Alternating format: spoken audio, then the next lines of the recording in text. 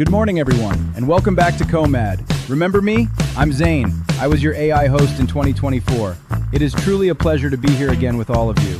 For the past few years, COMAD had received many amazing responses and became a great success thanks to the enthusiastic participation and support from you, our dedicated audience. This year, we are very excited to bring something even more meaningful and enriching. Our sessions will now feature two main segments.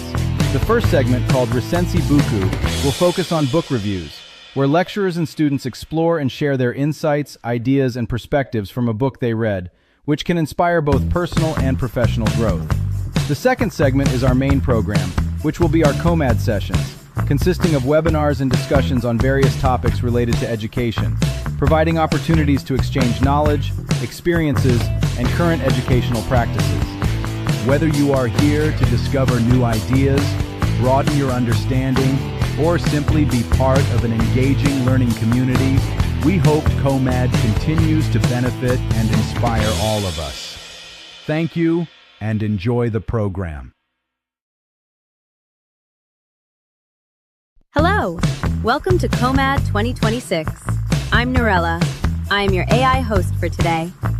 I would like to go over a few things as a reminder to all audience on the etiquette of attending this webinar. First, everyone who attends to this webinar series will be given an e-certificate after each session.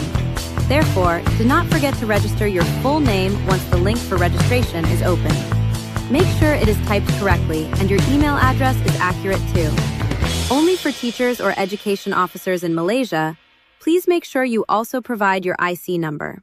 You will find the registration link is pinned in the live chat box of this YouTube channel. Second, be respectful of others. When communicating, please be polite. Foul language will not be tolerated, and audience who are rude will be taken off the webinar. And third, we'd appreciate it if you could share today's webinar with others through your social networks. Thank you for taking time to listen to this reminder announcement. See you again soon. Terima kasih.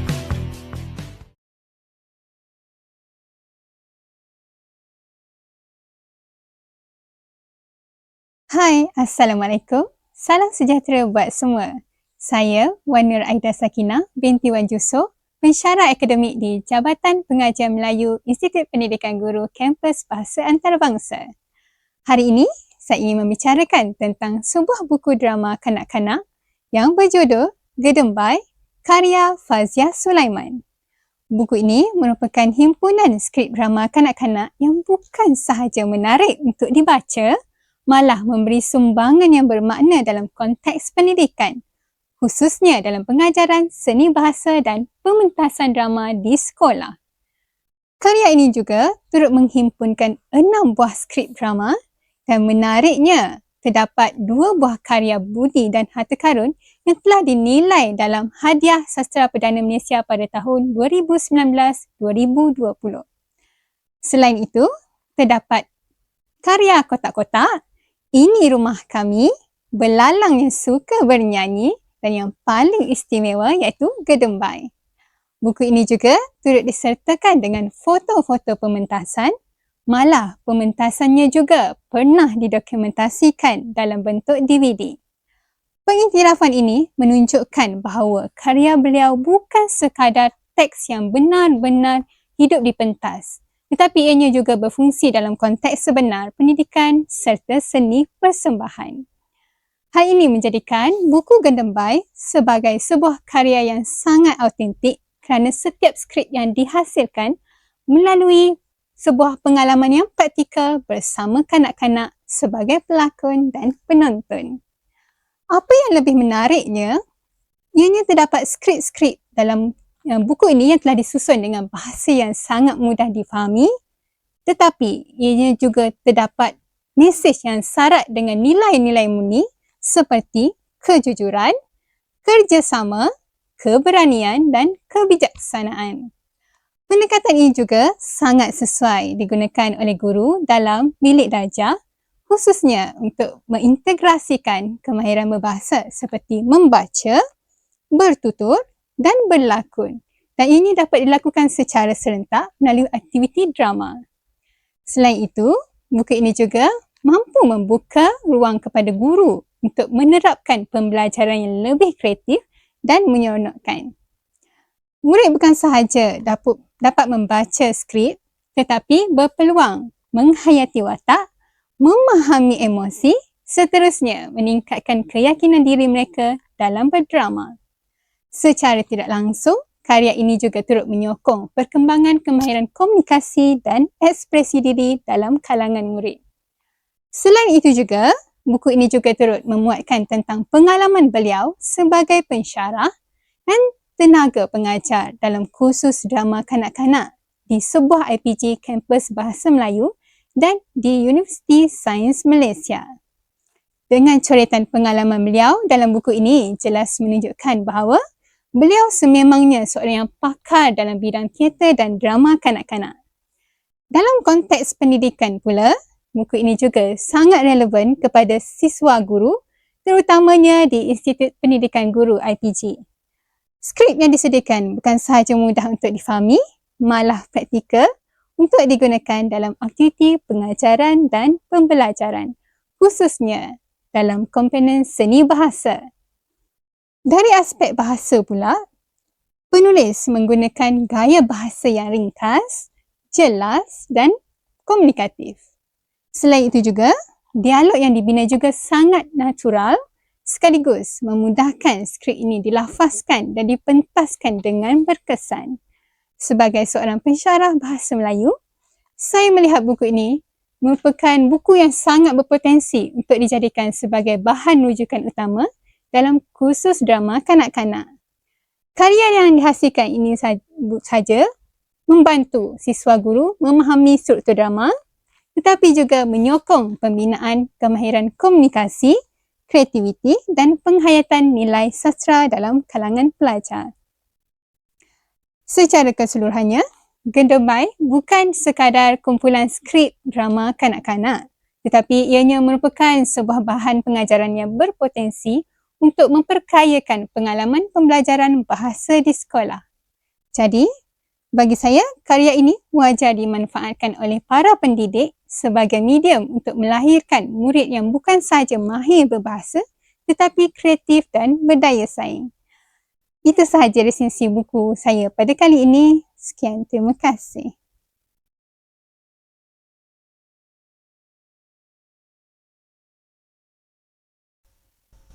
Selamat sejahtera dan selamat datang semua ke Kolokium Maya Antarabangsa dan Domestik 2026 Anjuran Institut Pendidikan Guru Kampus Bahasa Antarabangsa Kuala Lumpur. Saya Siwadashini, pensyarah di Jabatan Sains Sosial, moderator untuk siri kolokium kali ini. Tuan-tuan dan puan-puan, terima kasih kerana menyertai kami di saluran YouTube IPG KBA untuk Komat 2026 yang bertemakan pembinaan karakter menelusuri pendidikan guru bahasa. Seperti tahun-tahun sebelum ini, matlamat kolokium ini adalah untuk menyediakan ruang kepada para pendidik di seluruh pelosok dunia untuk berbincang, berkongsi dan bertukar-tukar pandangan dengan rakan-rakan pendidik mengenai topik yang berkaitan dengan pendidikan dan bagaimana ia berubah secara global. Besarlah harapan kami agar kolokium ini dapat meningkatkan lagi pengetahuan tuan-tuan dan puan-puan semua tentang dunia pendidikan.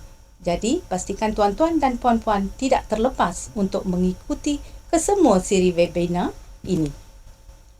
Sinonim dengan pepatah Melayu, tak kenal maka tak cinta. Izinkan saya untuk memperkenalkan panel pembentang kita pada sesi ini, iaitu para pensyarah akademik sejarah dari Jabatan Sains Sosial, Institusi Pendidikan Guru Kampus Bahasa Antarabangsa, iaitu Cik Santia Partibert, Dr. Katyani Kartikesan, serta Puan Yong Guat Baby yang merupakan SRSC Plus yang sangat berpengalaman dari Zon Bangsar Pudu, Wilayah Persekutuan Kuala Lumpur.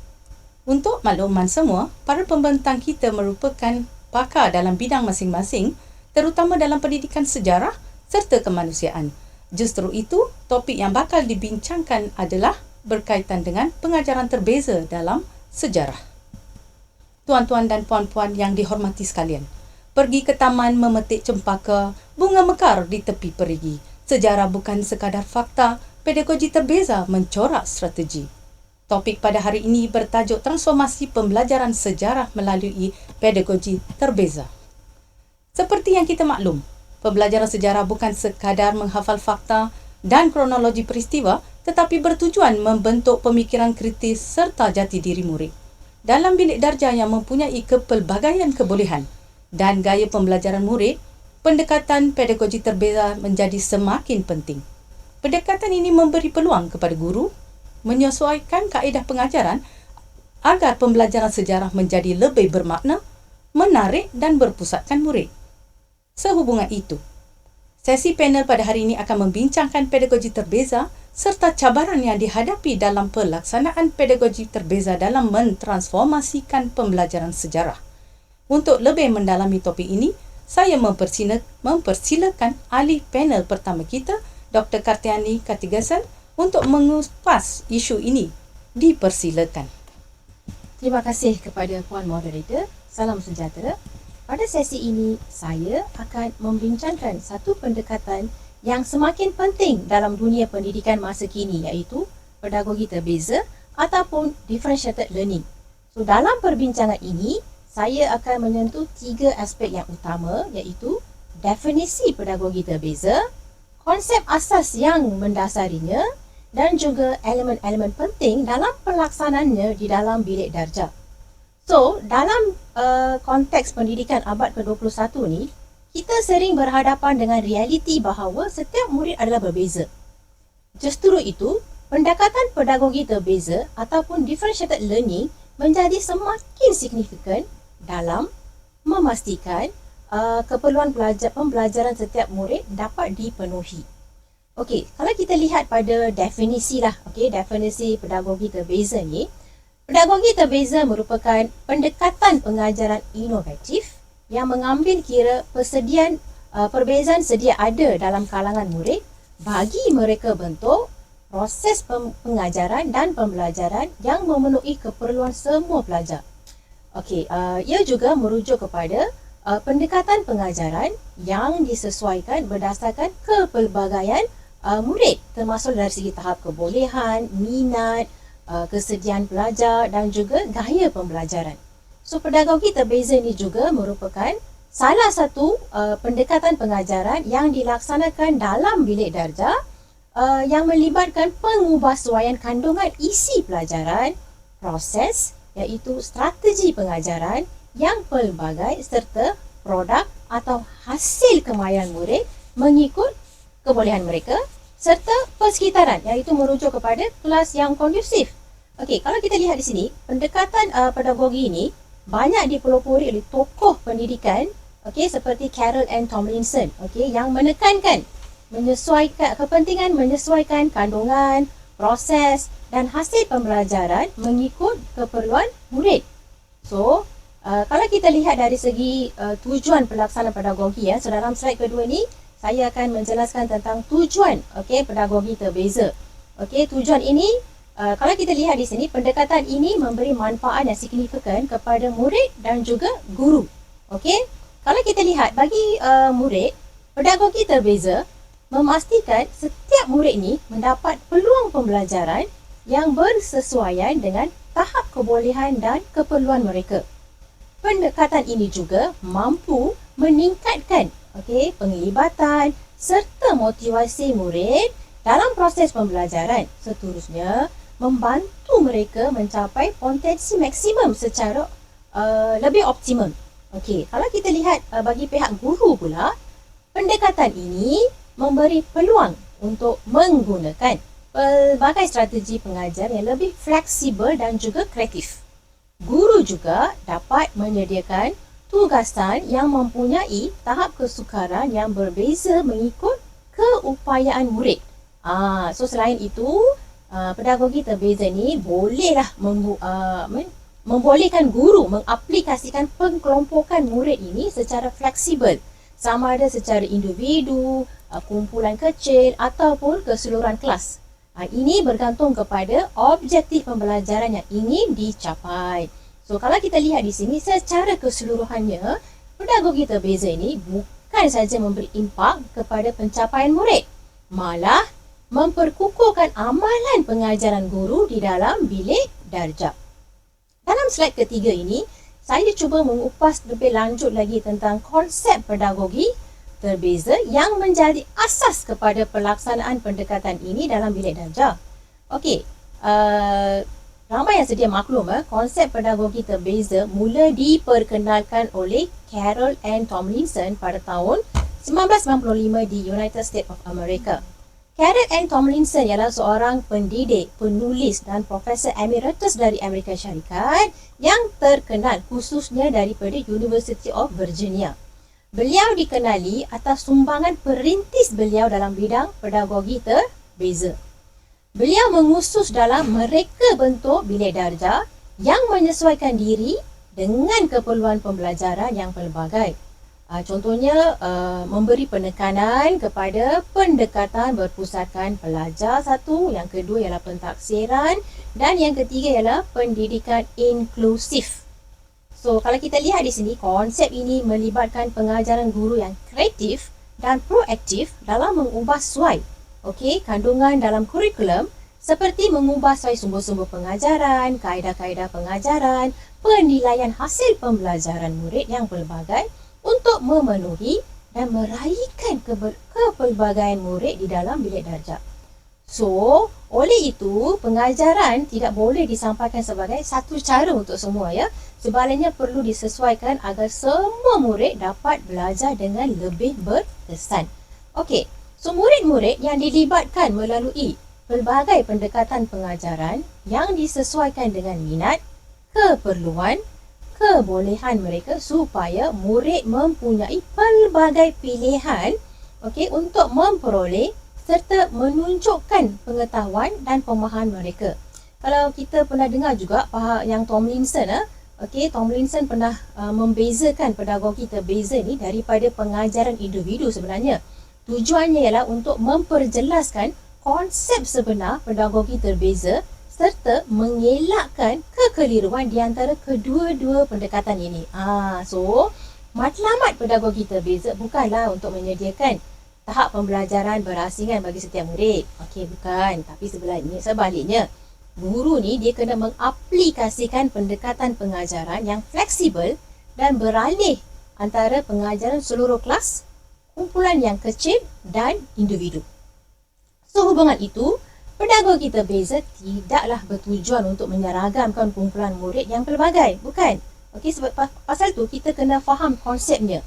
Ini adalah antara sebab mengapa pengkelompokan fleksibel iaitu flexible grouping digalakkan dalam pedagogi terbeza. Sekaligus menolak konsep pengelompokan tetap iaitu fixed grouping. Dalam slide yang keempat ini, saya nak menjelaskan tentang beberapa prinsip utama yang perlu difahami dan perlu diamalkan oleh guru dalam proses pengajaran dan juga pembelajaran. Saya cuba menyeraikan 5 prinsip di sini. Prinsip yang pertama yang saya nak bincangkan di sini ialah pengajaran yang responsif, di mana guru perlu peka dan bertindak balas terhadap keperluan, tahap dan perkembangan murid secara berterusan. Dan seterusnya, prinsip yang seterusnya ialah prinsip kualiti kurikulum, yang menekankan bahawa kandungan pembelajaran ni perlu dirancang dengan baik, relevan dan bermakna agar memenuhi keperluan semua murid. Selain itu, belum habis lagi prinsip, masih lagi dalam prinsip selain itu, pedagogi terbeza juga menekankan pentaksiran berterusan. Semua guru sedia maklum apa itu pentaksiran berterusan. So, pedagogi terbeza juga memberi penekanan kepada pentaksiran berterusan di mana guru sentiasa menilai perkembangan murid secara formatif bagi menyesuaikan pengajaran dari semasa ke semasa. So, ini menunjukkan guru juga memainkan peranan yang penting dalam pendekatan pedagogi terbeza. Prinsip yang seterusnya ialah persekitaran pembelajaran yang menyokong, iaitu kita perlu ada suasana bilik darjah yang positif, yang inklusif dan menggalakkan penglibatan aktif murid. Akhir sekali, pengurusan kumpulan yang fleksibel di mana murid boleh disusun secara individu ataupun kumpulan kecil ataupun boleh disusun secara dalam keseluruhan kelas mengikut kesesuaian aktiviti dan objektif pembelajaran. So, itu merupakan antara 5 prinsip asas yang ada dalam pendekatan pedagogi terbeza.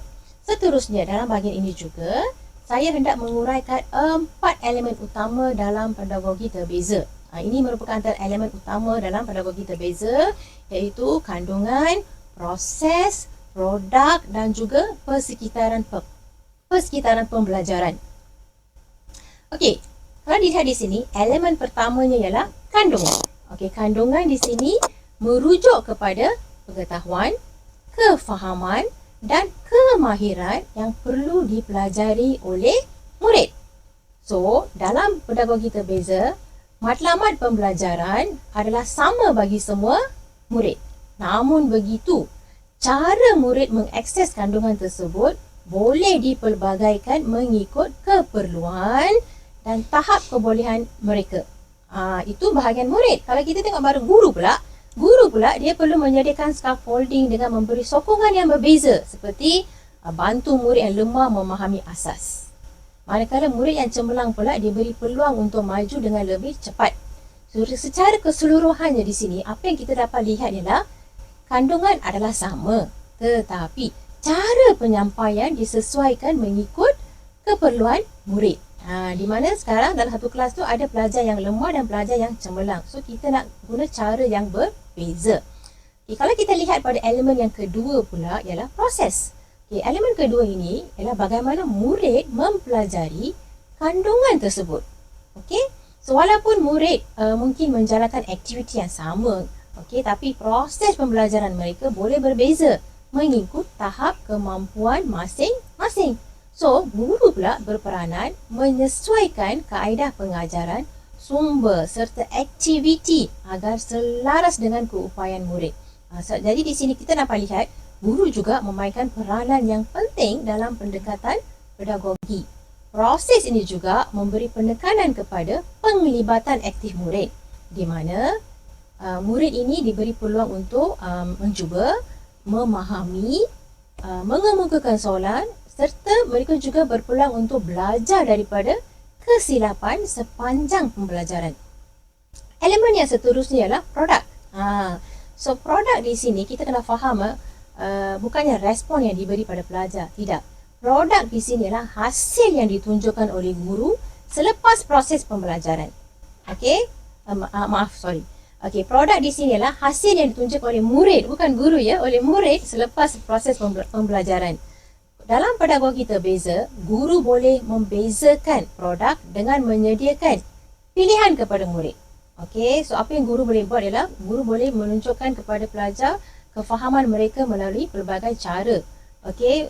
Seperti lakonan, projek, pembentangan ataupun ujian. Maksudnya pelajar ini diberi peluang untuk menunjukkan kefahaman mereka dalam cara-cara ini. Pendekatan ini juga memberi peluang kepada murid untuk menghasilkan produk mengikut kecenderungan dan gaya pembelajaran masing-masing. Namun begitu, respon ringkas murid dalam kelas tidak dianggap sebagai produk kerana produk merujuk kepada hasil akhir pembelajaran yang lebih menyeluruh. Elemen terakhir di sini ialah persekitaran pembelajaran, yang merujuk kepada suasana atau iklim bilik darjah. So, seperti kita sedia maklum, persekitar yang kondusif, mampu menarik minat murid untuk belajar. Contohnya melalui penyediaan ruang pembelajaran yang sesuai, seperti bahan akademik, permainan pendidikan dan sumber rujukan. Selain itu, aspek interaksi dan susun atur fizikal seperti kedudukan kerusi, meja, pencahayan dan suasana bilik darjah juga memainkan peranan yang penting dalam menyokong pembelajaran murid. So, keempat-empat elemen ini saling melengkapi dan menjadi asas penting dalam memastikan pedagogi terbeza dapat dilaksanakan secara berkesan dalam bilik darjah. Justru, keempat-empat elemen ini juga perlu dilaksanakan secara menyeluruh dan seimbang bagi menjayakan pedagogi terbeza dalam bilik darjah. Dalam slide yang seterusnya, saya nak memberi penekanan sikit kepada kepentingan dalam memastikan keberkesanan proses pengajaran dan pembelajaran di dalam bilik darjah. Maksud di sini adalah pedagogi terbeza juga mempunyai pelbagai kepentingan. Pertama, di sini saya dah senaraikan lebih kurang 6 kepentingan. sepatutnya ada lebih banyak, tapi saya ambil kepentingan yang lebih signifikan. Okey. Pertama, pendekatan ini memenuhi keperluan murid yang pelbagai. Okey, setiap murid mempunyai tahap kebolehan, minat dan gaya pembelajaran yang berbeza. Oleh itu, pedagogi terbeza memastikan setiap murid menerima pembelajaran yang bersesuaian dengan keupayaan tanpa mengabaikan mana-mana pihak. Okey? Yang kedua pula, pedagogi terbeza dapat meningkatkan penglibatan murid dalam pembelajaran. Jadi, apabila aktiviti dan kaedah pengajaran disesuaikan dengan minat serta tahap murid, mereka akan menjadi lebih aktif, bermotivasi dan menunjukkan minat yang tinggi untuk belajar. Ketiga, pendekatan ini juga turut menyumbang kepada peningkatan pencapaian akademik murid. Ini yang paling penting, right? So, hal ini kerana murid dapat memahami isi pelajaran dengan lebih baik apabila pengajaran disampaikan mengikut tahap kemampuan mereka. Sekaligus, ini juga akan mengurangkan jurang pencapaian dalam kelas. Yang keempat ialah pedagogi terbeza menggalakkan pembelajaran yang sangat bermakna. Sangat penting yang ini. Sebab murid bukan saja menghafal fakta, tetapi benar-benar memahami konsep dan mereka juga dapat mengaplikasikan pengetahuan tersebut dalam situasi yang sebenar. Dan yang kelima ialah pendekatan ini membantu membina keyakinan diri murid. Apabila murid berjaya menguasai pembelajaran mengikut tahap mereka sendiri, mereka akan berasa lebih yakin, dihargai dan terdorong untuk terus belajar. Ini merupakan satu motivasi yang sangat-sangat penting bagi murid-murid.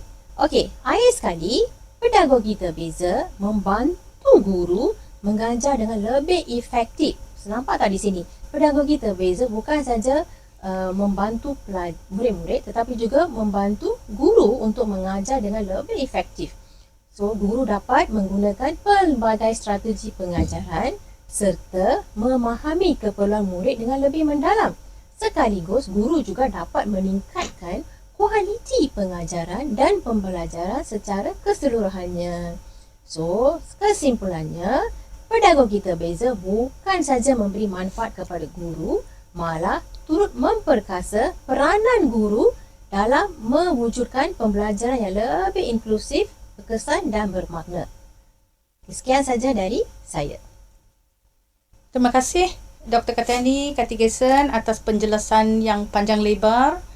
Tuan-tuan dan puan-puan yang dihormati sekalian, sebentar tadi panel pertama ada menjelaskan secara mendalam tentang definisi pembelajaran terbeza, elemen utama serta kepentingannya dalam proses pengajaran dan pembelajaran.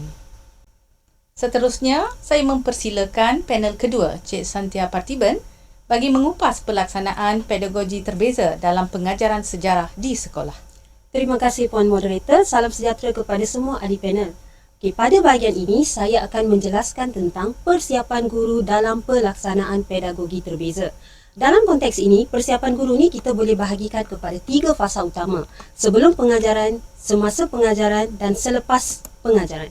Baik, sekarang kita lihat fasa pertama iaitu sebelum pengajaran yang merujuk kepada perancangan guru.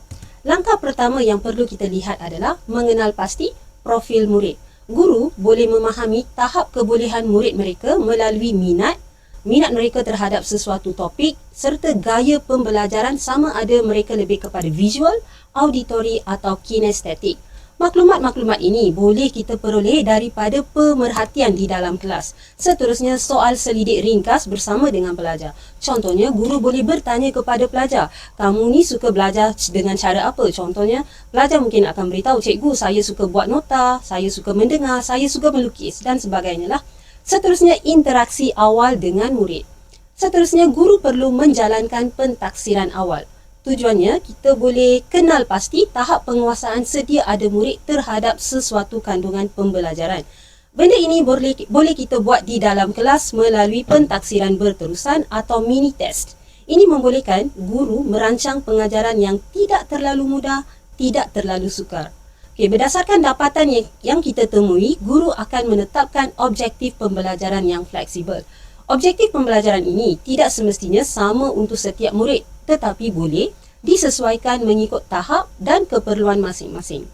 Selain itu, guru perlu merancang elemen utama dalam pedagogi terbeza. Ada 4 kan? Yang pertama, kita akan tengok apa yang pelajar hendak belajar, apa yang murid-murid ini hendak belajar. Yang kedua, bagaimana murid belajar. Yang ketiga, apakah hasil yang akan ada pada final kelas nanti. Seterusnya, persekitaran iaitu suasana pembelajaran. Perancangan ini penting supaya pengajaran menjadi lebih pelbagai dan inklusif. Okey, seterusnya kita akan melihat macam mana guru menyediakan beberapa aktiviti yang berbeza mengikut keperluan murid. Contohnya, untuk murid aras tinggi, mungkin akan diberikan tugasan untuk analisis, kebat dan sebagainya lah. Manakala murid aras sederhana dan aras rendah diberi aktiviti yang lebih berstruktur dan berpandu. Akhir sekali, guru menyediakan bahan bantu mengajar yang sesuai dengan pelbagai aras, seperti lembaran kerja yang berbeza tahap, bahan visual, kad imbas atau bahan digital. Seterusnya, fasa perancangan ini sangat kritikal kerana ini menjadi asas kepada keberkesanan berlakunya pedagogi terbeza tersebut. Okey, seterusnya kita pergi kepada next step iaitu fasa semasa pengajaran, iaitu pelaksanaan di dalam bilik darjah. Dalam fasa ini, guru melaksanakan strategi pengajaran yang berbeza. Sebagai contoh, guru boleh menggunakan kumpulan fleksibel di mana murid-murid ni mereka akan dikelompokkan berdasarkan tahap atau keperluan tertentu. Dan kumpulan ini sebenarnya boleh berubah mengikut aktiviti-aktiviti yang dijalankan. Okey, selain itu, guru boleh memberikan tugasan yang berbeza mengikut aras murid, supaya setiap murid dapat belajar pada tahap yang sesuailah dengan keupayaan mereka. Jadi, guru juga perlu menggunakan pelbagai kaedah dan bahan pengajaran. Ini termasuk penggunaan elemen visual seperti peta minda atau video, elemen kinestetik seperti aktiviti hands-on, role play dan elemen audio seperti perbincangan atau penerangan lisan. Penggunaan pelbagai kaedah ini sebenarnya membantu memenuhi keperluan gaya pembelajaran murid yang berbeza. Seterusnya, guru akan memberi sokongan berperingkat atau scaffolding.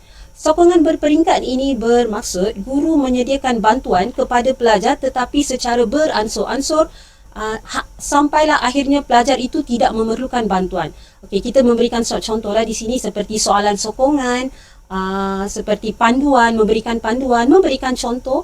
Akhirnya pelajar tidak memerlukan bantuan guru sebab mereka sudah mula memahami. Okey, sepanjang proses PDP, guru juga perlu memantau perkembangan murid melalui pentaksiran formatif, iaitu kita akan membuat penilaian secara berterusan. Ini boleh dilakukan melalui pemerhatian, soal jawab, kuis ringkas atau semakan hasil kerja murid itu sendiri.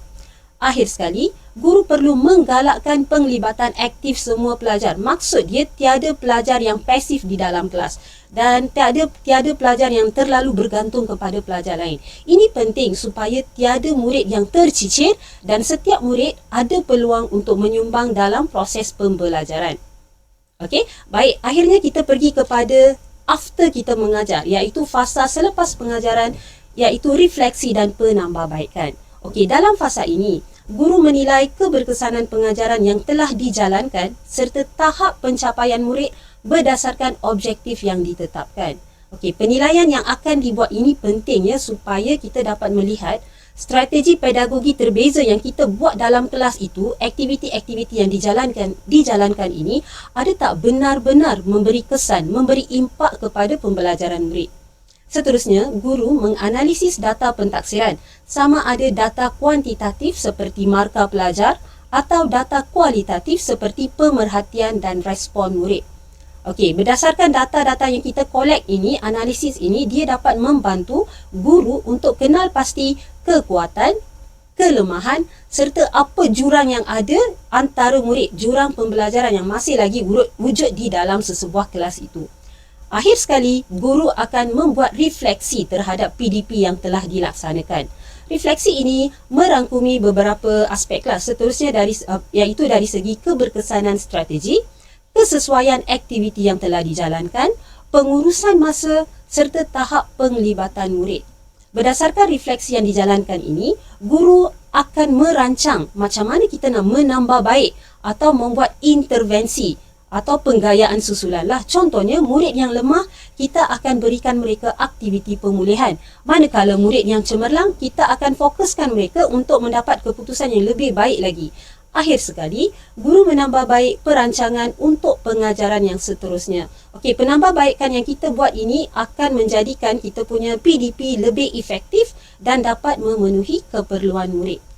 Okey, jadi sekarang jom kita lihat bagaimana pelaksanaan pedagogi terbeza dijalankan di sekolah menengah dan sekolah rendah untuk subjek sejarah. So first kita akan lihat pelaksanaan sejarah tingkatan 3. Topik dia adalah pentadbiran negeri-negeri Melayu dan fokus kita kepada sistem residen. Okey, kelas ini melibatkan 23 orang murid dan pelaksanaan pedagogi terbeza ini kita pilih. Kenapa kita pilih pedagogi terbeza? Kerana ada satu isu utama, iaitu jurang pencapaian yang amat ketara dalam ujian 1. Bermaksud ada gap yang sangat besar. Dalam kelas yang sama, ada pelajar yang mendapat bawah 20 markah untuk ujian 1 dan ada juga pelajar yang mendapat 96 markah tertinggi.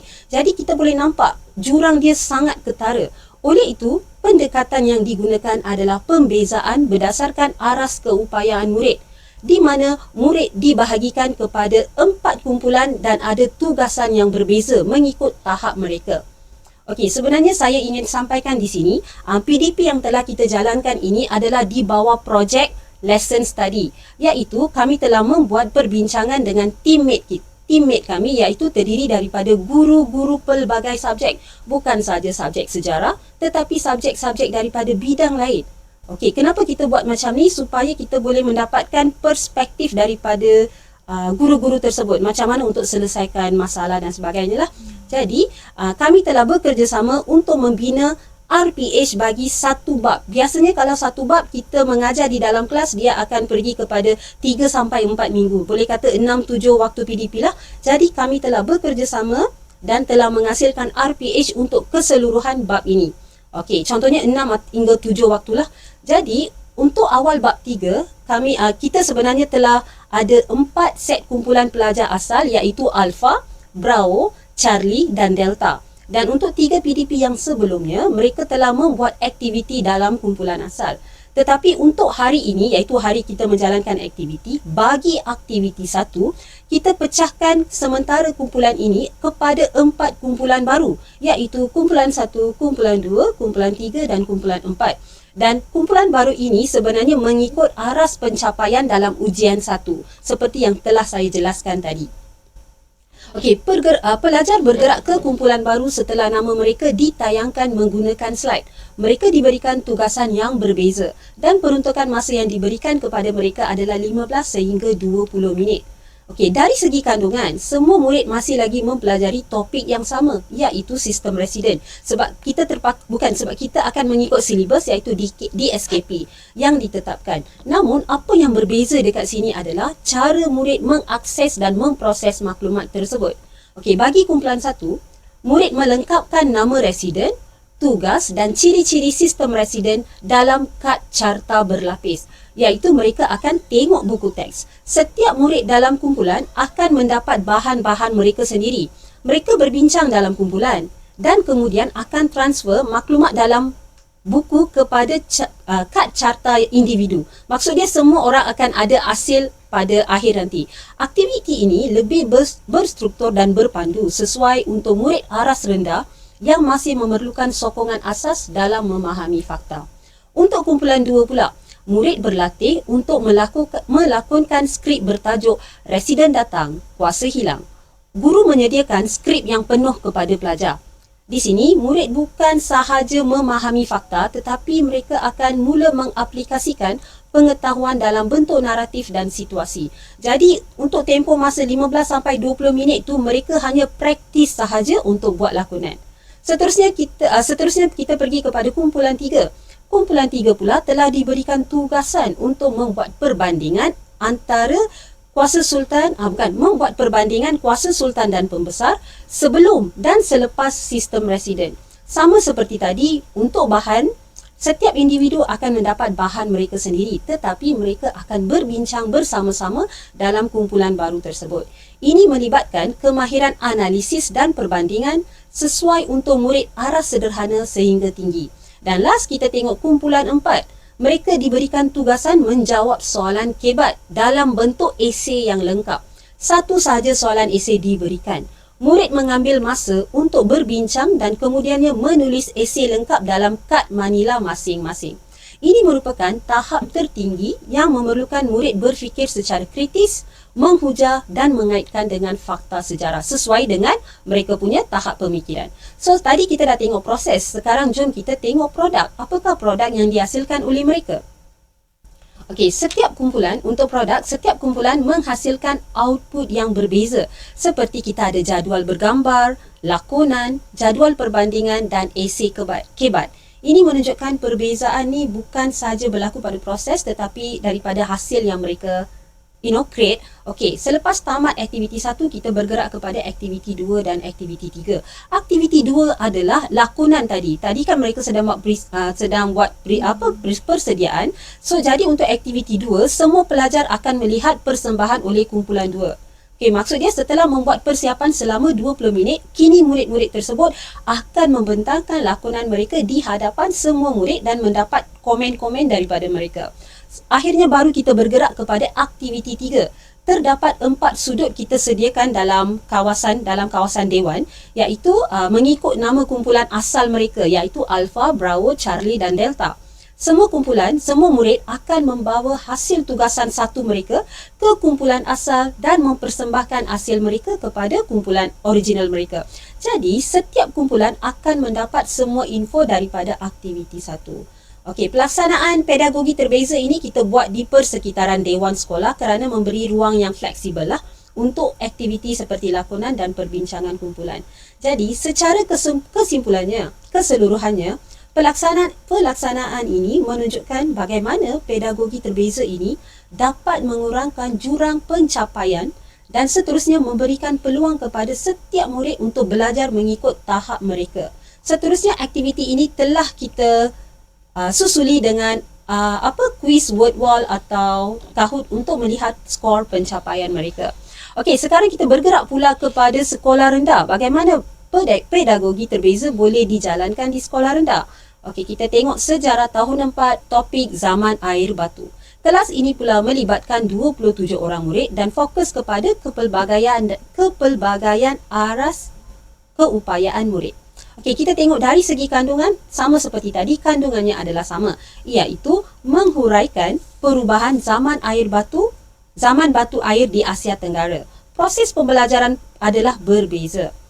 Okey, untuk kumpulan 1, kita ada 3 kumpulan di sini ya. Untuk kumpulan 1, murid menjalankan aktiviti padan dan susun cerita dengan menyusun gambar dan memadankan label yang sesuai. Aktiviti ini lebih konkret dan visual sesuai untuk murid yang masih sedang membina pemahaman asas.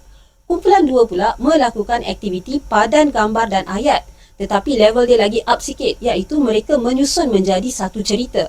Okey, di sini murid menggabungkan maklumat dan membina kefahaman yang lebih tersusun. Kumpulan ketiga pula, murid menghasilkan teks berita dan berdasarkan topik yang telah dipelajari. Ini menunjukkan tahap penguasaan yang lebih tinggi di mana murid mampu menulis, mengolah idea, seterusnya mempersembahkan hasil mereka melalui gambar-gambar yang diberikan. So, dari segi produk, kumpulan 1 menghasilkan peta minda bergambar, kumpulan 2 mereka menghasilkan kamus bergambar dengan huraian, manakala kumpulan 3 menjadi wartawan muda. Mereka akan membuat berita di hadapan kelas. Okey, menariknya aktiviti ini kita telah buat di bilik tayangan yang menyokong penggunaan bahan visual dan pembentangan murid. Okey, saya pergi kepada contoh yang ketiga, iaitu pelaksanaan pedagogi terbeza sekali lagi di sekolah menengah, sejarah tingkatan 4, topik Perang Dunia Kedua. Pada kali ini kita lihat perbezaan sikit. Kita membuat pedagogi terbeza bukan sebab aras pencapaian, tetapi kali ini kita tengok kepada gaya pembelajaran murid. Okey, gaya pembelajaran murid sebab pelajar-pelajar di kelas ini kita pecahkan mereka kepada kumpulan visual, kumpulan auditori dan kumpulan kinestetik. Okey, setiap murid ini sebenarnya mereka ada cara belajar yang berlainan. Ada yang suka bergerak, lari sini, lari sana. Ada yang suka mendengar cerita. ada yang suka melukis peta minda. Dan daripada benda ni, kita sebagai cikgu, kita memerhatikan gaya mereka, arah cara mereka belajar ke arah mana. Jadi, bolehlah kita membuat aktiviti mengikut gaya pembelajaran mereka. Okey, dari segi kandungan, semua pelajar akan mempelajari faktor Perang Dunia Kedua, tingkatan 4, bab 3. Untuk proses, kita pecahkan mengikut 3 kumpulan, visual, auditori dan kinestetik. Pelajar visual, mereka akan menjalankan analisis visual dengan melihat peta dan gambar negara seperti Jerman, Itali dan Jepun. Mereka mengenal pasti faktor perang melalui pemerhatian visual dan tayangan video pendek. Untuk kumpulan auditori pula, kumpulan kedua tadi, mereka terlibat dalam perbincangan dan storytelling. Mereka mendengar penerangan melalui video, kemudian membincangkan dan menyusun faktor dalam bentuk cerita atau carta alir. Kumpulan kinestetik, kumpulan yang bergerak, mereka menjalankan simulasi dengan memegang kad faktor dan menyusun diri mereka sendiri menjadi sebab mengikut urutan lah. Jadi mereka juga akan melakonkan situasi ringkas untuk menggambarkan faktor perang kedua berlaku. Kebebasan terletak pada kreativiti mereka secara berkumpulan. Jadi produk-produk yang dihasilkan oleh mereka ialah kumpulan visual telah menghasilkan peta minda atau infografik, kumpulan auditori menghasilkan carta alir dan membuat penceritaan semula, manakala kumpulan kinestetik membuat penceritaan faktor melalui lakonan. Okey, kita telah lihat cara pelaksanaan pedagogi terbeza di dalam kelas. Sekarang mari kita pergi kepada macam mana anda memantapkan pedagogi terbeza di dalam kelas. Bagaimana kita hendak nak bagi semua guru-guru tahu dan menjalankannya dengan penuh berkualiti. Yang pertama, dari sudut pembangunan profesional, iaitu sekolah perlu menginstitusikan latihan dan PLC dalam kalangan guru.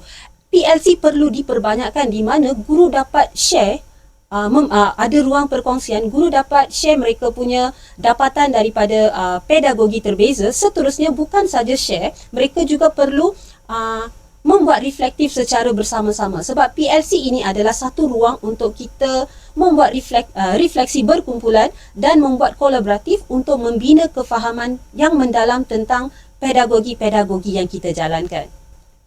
Okey, seterusnya kita tengok pemantapan pedagogi terbeza. Boleh diperkasakan melalui pendekatan lesson study. Dan tadi saya kata lesson study pun adalah salah satu daripada amalan PLC. Dan ini adalah satu mekanisme collaboration yang sangat profesional. Lesson study ini membuka peluang kepada guru-guru untuk merancang pengajaran secara bersama. Seterusnya, memerhati respons murid secara autentik dalam open class. Sebab dalam lesson study, dia akan ada masa di mana guru mengajar dan kita akan membuat open class. Sesiapa sahaja boleh datang dan lihat. Ibu bapa juga dibenarkan untuk datang dan melihatlah.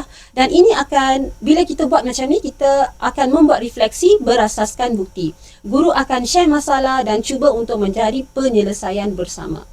Okey, cara ketiga untuk memantapkan adalah melalui sokongan pentadbir sekolah. Jadi pentadbir sekolah ini perlu melibatkan penyediaan masa, sumber serta budaya yang menggalakkan inovasi dalam pedagogi. Tanpa sokongan daripada mereka, usaha guru untuk melaksanakan pedagogi terbeza ini mungkin terhad dan tidak konsisten. Selain itu, penggunaan data murid perlu dijadikan amalan. Bila kita buat pentaksiran di dalam kelas, ini bukan saja kita gunakan untuk pelaporan, tetapi kita juga boleh memanfaatkan benda ini dalam membuat keputusan pedagogi, khususnya dalam merancang pembezaan kandungan, proses dan produk. Akhir sekali, melalui budaya refleksi dan penambahbaikan berterusan dalam kalangan guru.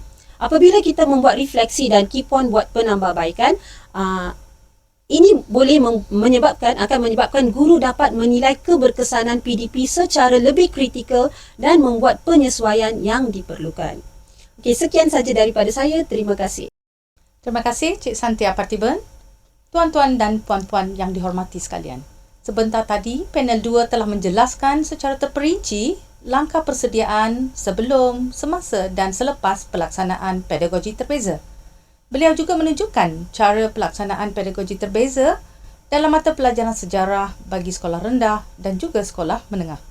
Penjelasan yang terperinci ini diharap dapat membantu guru-guru untuk melaksanakan pengajaran terbeza dengan terancang. Seterusnya, Saya ingin mempersilakan panel ketiga pada hari ini, Puan Yong Guat Bibi, bagi mengupas cabaran yang dihadapi oleh guru-guru dalam mengaplikasikan pedagogi terbeza dalam pengajaran sejarah di sekolah. Dipersilakan. Okay, terima kasih kepada Puan Moderator ya. So, selamat sejahtera semua. Okey, so untuk bahagian saya pula berkaitan dengan cabaran dalam melaksanakan pembelajaran terbeza di sekolah. Sebenarnya ada banyak cabaran di dalam pelaksanaan pembelajaran terbeza. Cuma di sini kita mengupas hanya 5 sahajalah ya. So, yang pertama adalah guru kurang memahami konsep pembelajaran terbeza. Jadi guru kita bukan tidak memahami, tapi cuma guru kita kurang memahami konsep pembelajaran terbeza. Yang kedua pula, guru masih lagi keliru. Okay? Guru kita ni, terutamanya guru sejarah kita lah, pasal kita punya konteks hari ni ialah guru sejarah kita, subjek sejarah kita, maka kita dapati bahawa guru kita masih keliru dengan elemen-elemen pembelajaran terbeza. Ya? So, yang seterusnya, yang ketiga, tangkapan guru tentang pembelajaran terbeza, di mana guru-guru rasa pembelajaran terbeza ini sangat sukar dilaksanakan di dalam kelas. Okay, dan yang keempat sebenarnya kekangan masa. Dan guru rasa bahawa untuk melaksanakan pembelajaran terbeza ini mereka mempunyai kekangan masa ya. Dan yang kelima adalah kekurangan bahan dan juga sumber. Okay, kita pergi satu persatu.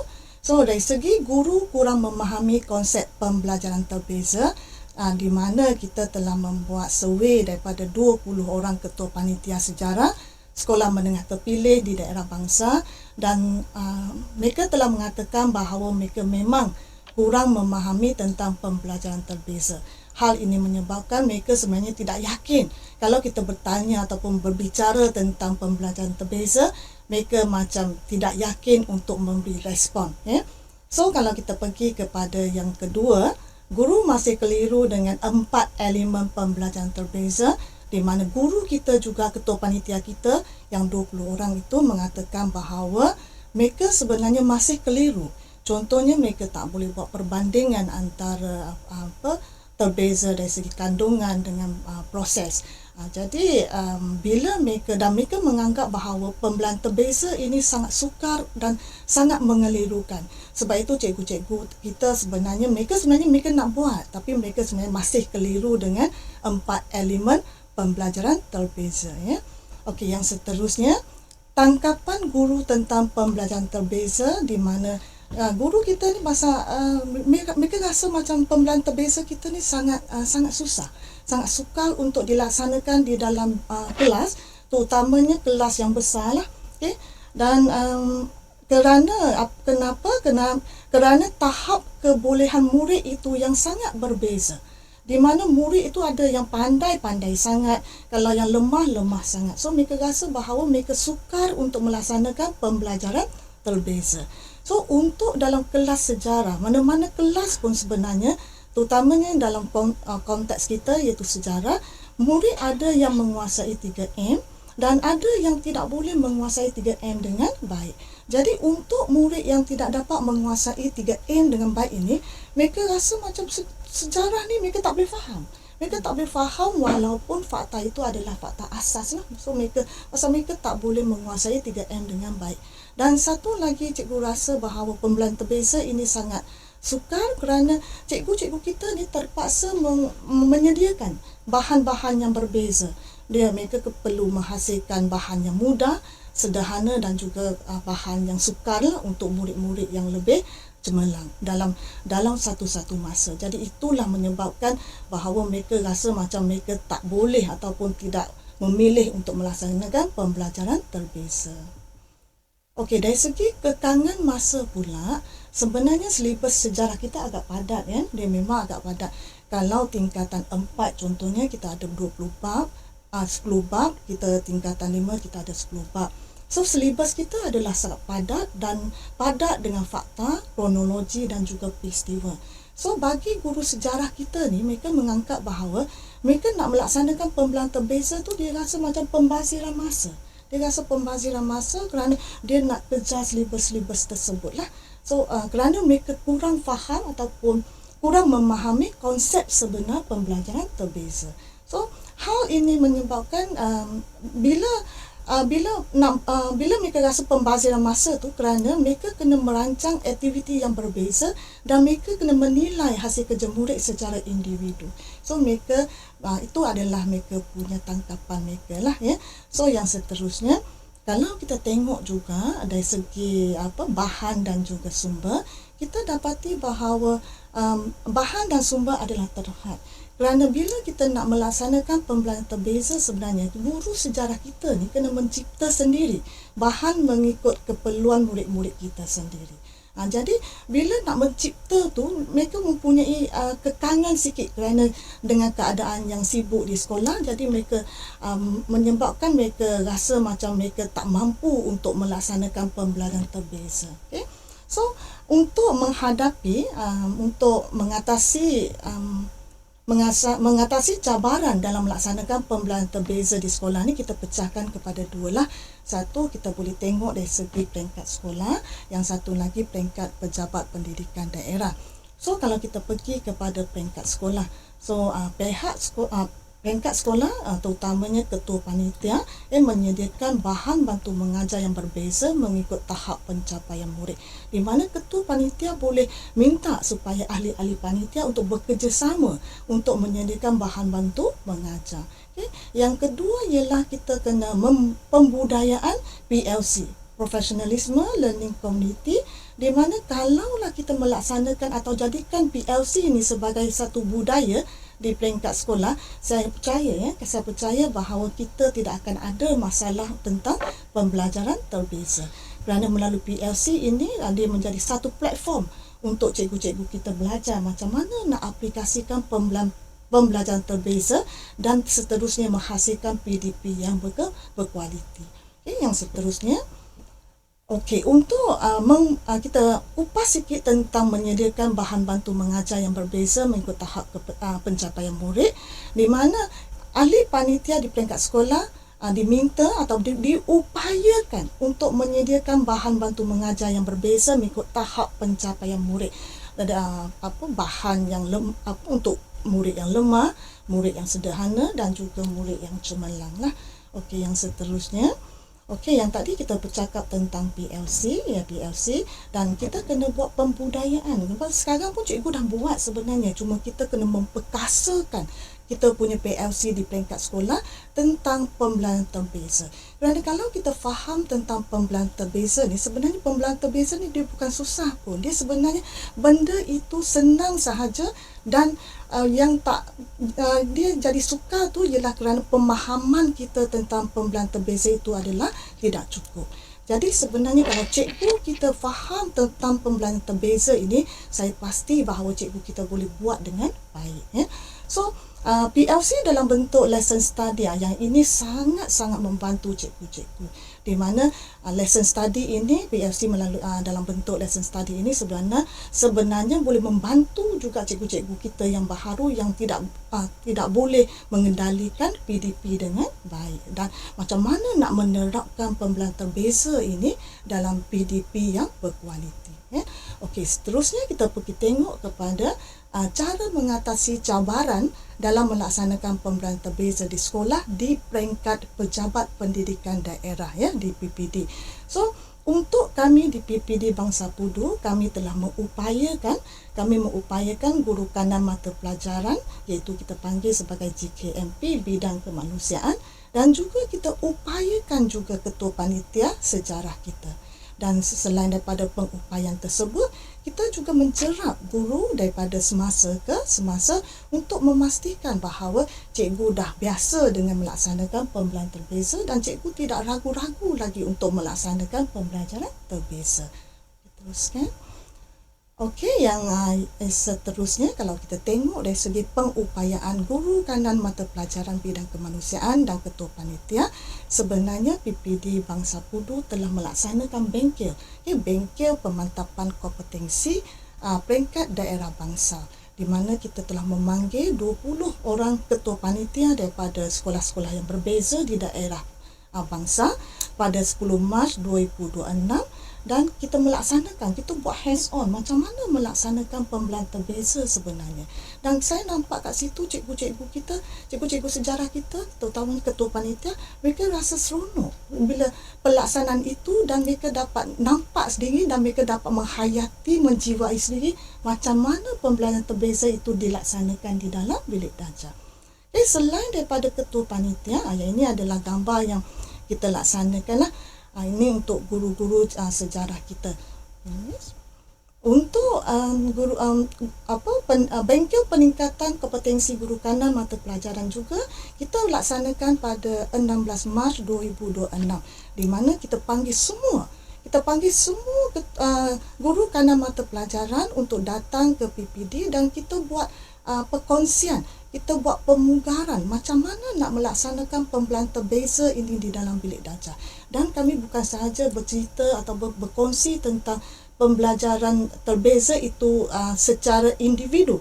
Kami mengaitkan dengan kita punya SKAS standard 4, di mana mereka boleh nampak bahawa pembelajaran terbeza ini sangat penting, di mana dalam SKAS kita tu dia dalam standard 1 ke 4.1 ke 4.2 hingga pada 4.6 tu 4.6, semua itu sebenarnya wujudnya pembelajaran terbeza. Di mana kalau kita kupas satu sahaja tentang pembelajaran terbeza dari segi guru sebagai perancang, sebenarnya dalam itu dah ada pembelajaran terbeza. Kalau guru tidak melaksanakan pembelajaran terbeza, guru hanya dapat 6 daripada minimum 6 daripada 12 skor markah dia. Jadi guru sebenarnya dalam kita punya SKAS itu, dokumen pencerapan yang kita pegang itu, kalau cikgu tak melaksanakan pembelajaran terbeza, memang cikgu-cikgu akan kehilangan banyak markah. Dan sebenarnya yang penting sekali, PDP yang dihasilkan itu adalah PDP yang tidak berkualiti dan tidak bermakna. So yang seterusnya kita buat pencerapan, dan sebenarnya PPD Bangsa Pudu sebenarnya kami telah mula membuat pencerapan dan daripada semasa ke semasa, dan tahun ini pun tahun 2026 dengan kita punya sarana daripada pengarah pendidikan kita, Tuan Menggat kita, di mana Tuan Menggat minta kita untuk membuat pencerapan dari semasa ke semasa. Maka kami telah melaksanakan pencerapan daripada seawal bulan Februari 2026, dan benda ini, pencerapan ini akan berlangsung sehingga kepada akhir tahun. Untuk tahun ini kita bukan nak cari kesalahan cikgu, kita sebenarnya nak membimbing guru dan tunjuk cara kepada cikgu macam mana kita melaksanakan pembelajaran terbeza di dalam bilik darjah yang sebenarnya. So, itu sahajalah perkongsian saya. So, sekian saja, dan saya sudah balik kepada Puan Moderator. Terima kasih Puan Yongguat Baby. Satu penjelasan yang sangat mantap dan padat berkaitan dengan cabaran yang dihadapi oleh guru-guru di sekolah dalam melaksanakan pengajaran terbeza serta cara mengatasi cabaran-cabaran tersebut. Tuan-tuan dan puan-puan sekalian, saya ada satu persoalan untuk para panel kita hari ini. Jika kita benar-benar ingin mentransformasikan pembelajaran sejarah melalui pedagogi terbeza, pada pandangan panel, bagaimanakah kurikulum latihan perguruan di IPG boleh memastikan bakal guru bukan sahaja memahami konsep pedagogi terbeza, tetapi benar-benar berkemahiran mengaplikasikannya secara praktikal dalam bilik darjah yang mempunyai kepelbagaian murid? Boleh kita membuka ruang untuk mana-mana panel dalam menjawab soalan ini?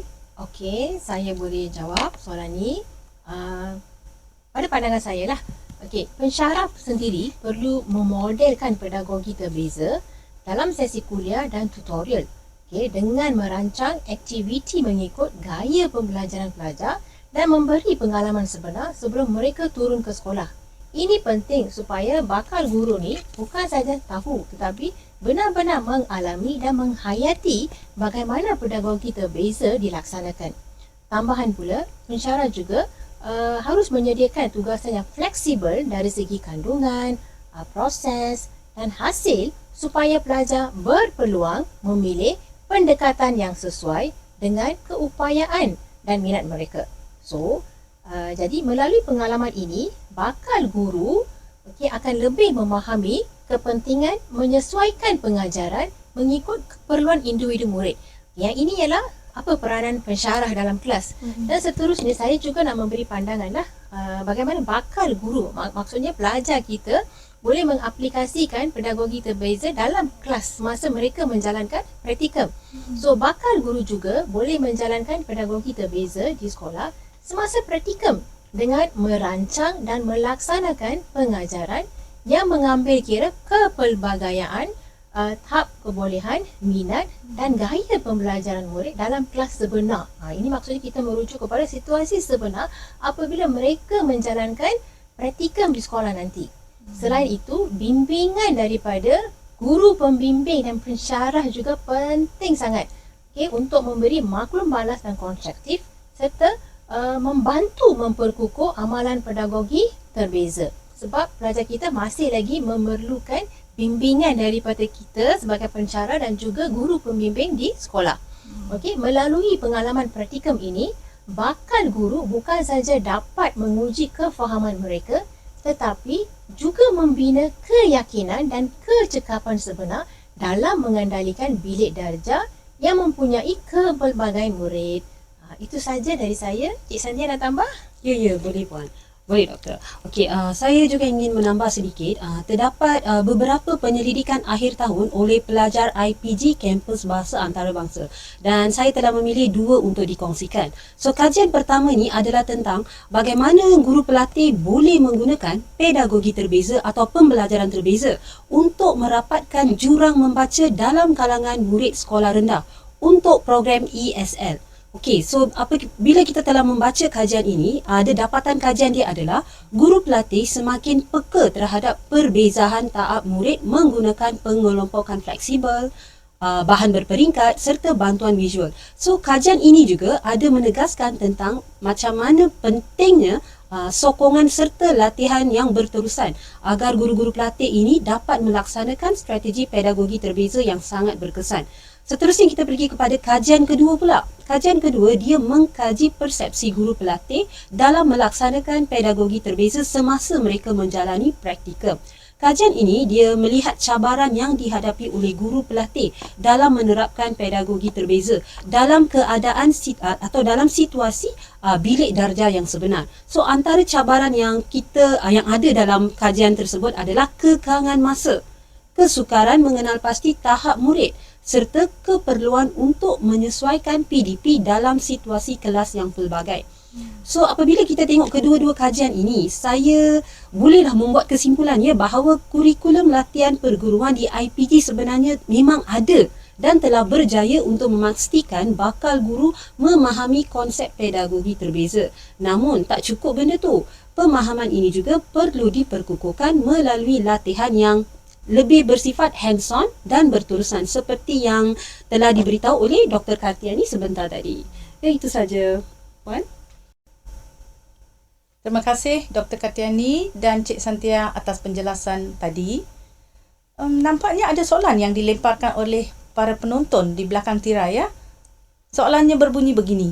Bagaimanakah pentaksiran boleh dijalankan secara adil di dalam kelas yang menggunakan pedagogi terbeza?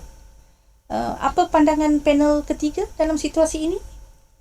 Okey, terima kasih kepada Puan Moderator So, saya agak soalan tu sangat baguslah Bagaimana pentafsiran boleh dijalankan secara adil dengan kita punya pedagogi terbeza lah.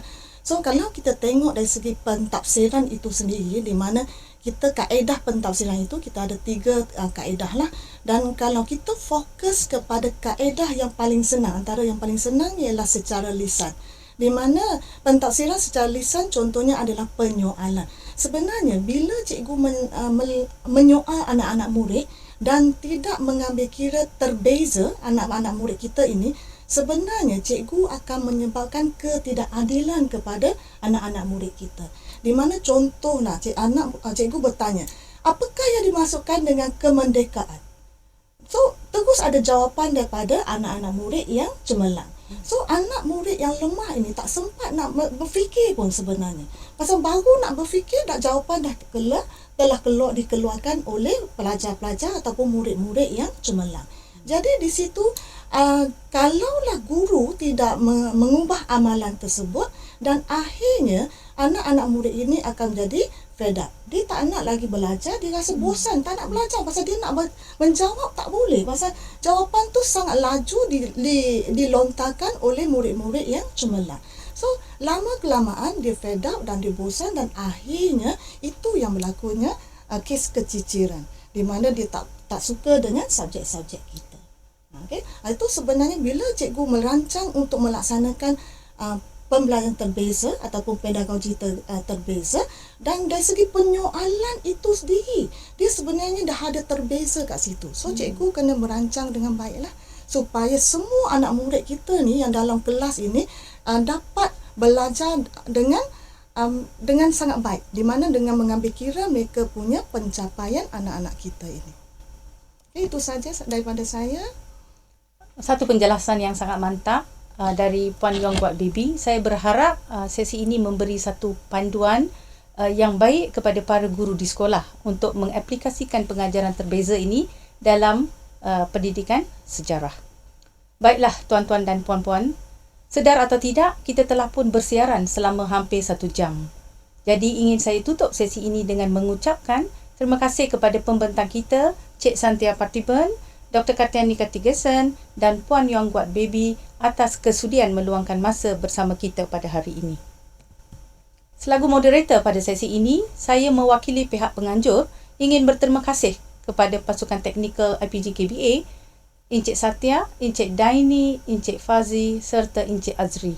Tidak lupa juga kepada anda semua yang menonton. Sokongan dan penglibatan anda semualah yang menjayakan webinar hari ini.